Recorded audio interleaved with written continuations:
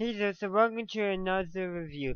So today's book I'm going to be reviewing is Star Wars from a certain point of view.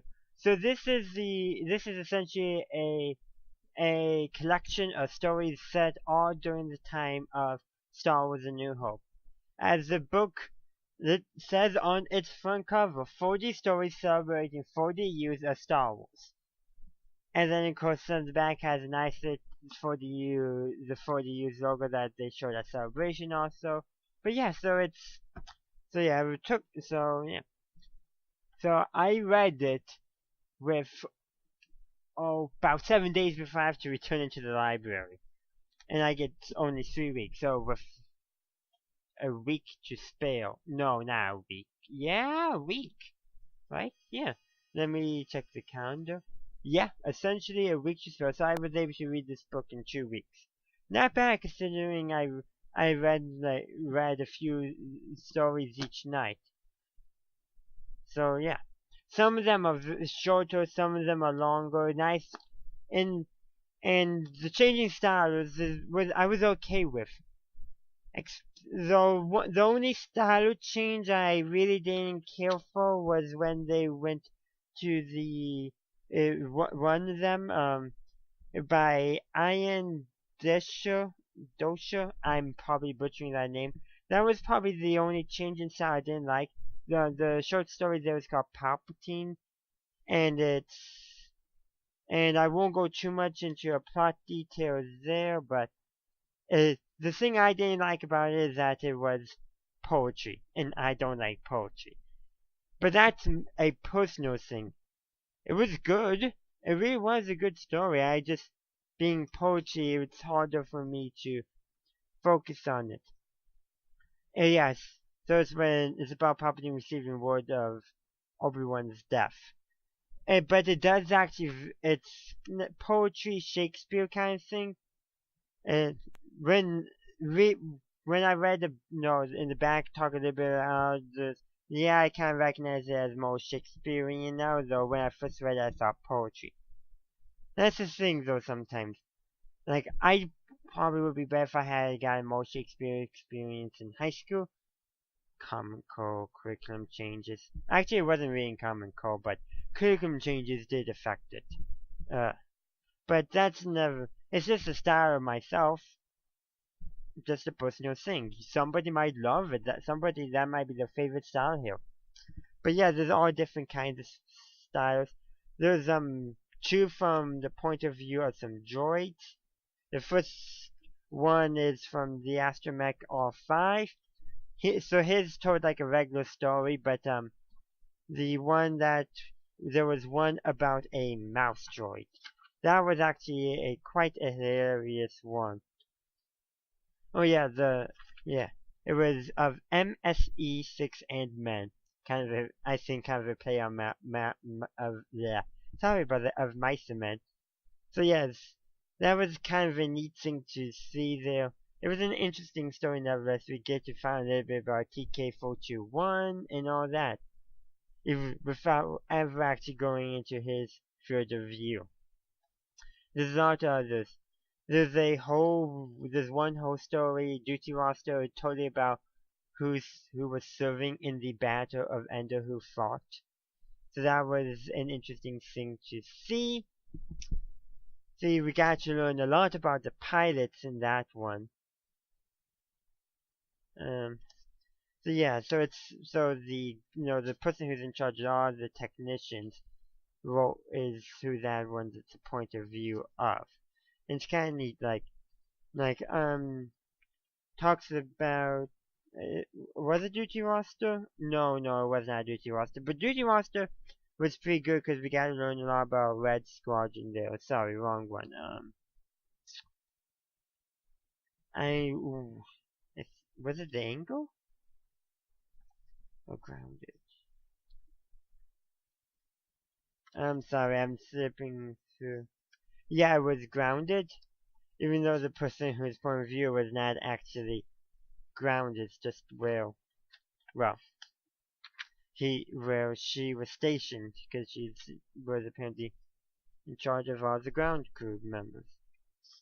But like for example, like also talked about what ships were in use, how many were in use, and what ships were not. And so there were 7 X-wings that were not used, and not 7 spacecraft. 5 X-wing, 1 Y-wing, and 1 U-wing. And they give a reason that 2 of the X-wings were cannibalized for pods for the other X-wings. 3 had no pilots to crew them, though there was an inconsistency because they stated though that in duty roster that there was fake Reg was grounded in that battle. He was not flying. So so that there created a slight inconsistency there. Couldn't they have put him in one of those two? The Y-wing and the U-wing had only 4 ships I would say had solid excuses. The 2 X-wing that were essentially cannibalized, the Y-wing couldn't even didn't work, and the U-wing would be not only no crew, but apparently also it would have no use in that battle. But also like that was kind of neat because how I talked about each individual pilot, especially Red Squadron, but they also did other ones, including some from Scarif who were not in A New Hope. Like I'll just use like for Red Leader, where he was flying Red 1 pilot, the name, the flight hours, whether or not they were asynchronous, if they were like a double, triple, quadruple, and how many confirmed kills. And of course, talked about others. No, of course, nearly all of them were through in the wedge, so I expected him to have more flight hours. But talked of though when the ground crew chief was talking about it, mentioned General Syndulla, though still no clue about whether or not we presume she was at the Baskerville, and whether or not she survived, we still don't know. But given how I don't know for sure, and then of course Luke Skywalker has probably the most interesting thing. So just simply, Luke Skywalker, unknown flight hours. Though he actually does have a kill under his belt on the Millennium Falcon, so they could have given him that. So yeah, but it was kind of, and there's a lot of other things here. This is a story from the point of view of Biggs, which, if you've been been watching Star Wars videos on YouTube for a long time, you've probably already have discovered the Star Wars YouTube, the YouTube channel Star Wars Explained, where the host is who's the host, and Biggs is the host's favorite character. So we all know that what his favorite story was probably in here was. But yeah, there was a lot of nice stories. There was one from the perspective of Dr. Aphra on Dantooine, so a character who was never really even on screen in here. But one of them but there was actually 2 on Dantooine. The one that was from the point of view of Dr. Aphra, but also another one, Far Too Remote by Jeffrey Brown. All it is one panel of a cartoon. That literally says, meanwhile on Dantooine, something tells me they only really heal. It's like, and of course it's just cardboard boxes labeled Raboul Base, with the S backwards and a UL instead of a EL. Yeah, so that's kind of interesting. I won't give though too much more about it, because you really should look at it for yourself, but it is short, but it's great. There's the story by Pablo Hidalgo actually alternates between the view of Tarkin and Krennic. Krennic gets the middle section while Tarkin gets the edges, and and this is kind of funny. Let's see. Yeah. Just. Oh, actually, no. It alternates? Yeah. I'm just double checking. But there was some nice symmetric poetry in it. It was really nice. That was kind of nice to see. Oh man, why can't I find it? I want to make sure I get it right. Oh yeah, okay, so it goes this. Krennic had been a builder pretending to be a leader. In the end, it was his undoing. And then this is what Krennic thought about Tolkien. Tolkien was a politician pretending to be an architect. In the end, Krennic knew it would be his undoing. I just love that symmetry, and it was really in a way right. It is right. Though of course, one thing you gotta be here about, especially when you're doing the canoncy of all this, is unreliable narrators. So yeah, so like how I mentioned, there's that one inconsistency that Groundon brought up when compared to Duty Roster. That's really now the question is, which one of those is the unreliable narrator? Is Fake Reg the unreliable narrator, or Cole something or other? I forget his name. Is he the unreliable one, or is the person in charge of all the ground crew personnel the unreliable one? I would say Fake Reg is the unreliable one. And this is kind of like I think it was after the briefing. Yeah, what had been no before the briefing where Reg sat next to Fake Reg and just kind of maybe to like in the tension machine and said, "Hey everyone, I'm Fake Cole," instead of having Cole being known as Fake Reg. That was kind of a nice little thing there, and this kind of shows some stuff.